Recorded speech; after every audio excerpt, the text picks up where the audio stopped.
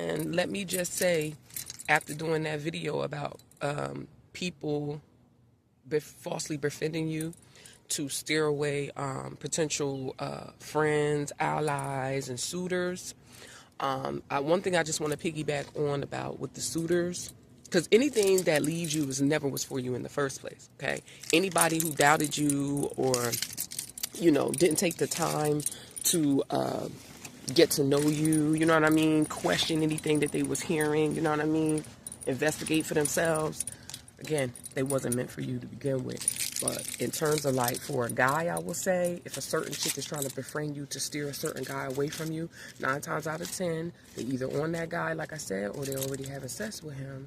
And what you'll notice, what I'm noticing as I'm freshly single and being able to pick up and detect admirers, these guys' past flames are appearing.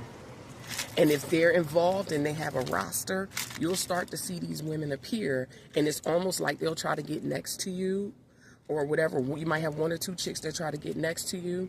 And what they'll do is, like I said, they'll try to make it so, set that tone for that guy like, oh, this the rule, she off limits because she my friend.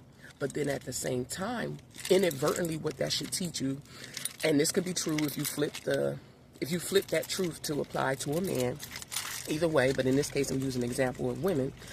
What that should tell you as a female about that guy is that, one, he's a player or has a past history of being a player, because not everybody has to be current that is running you down and trying to get in the way of you getting to that man, okay? Especially if he's choosing you and he feel like you that girl. He's trying to make you that girl.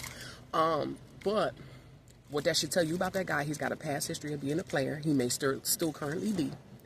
And you're going to be able to watch all these women appear. And what these women are doing, if he's still involved with them sexually, is they are actually trying to control and manipulate who he can choose to bring into the circle.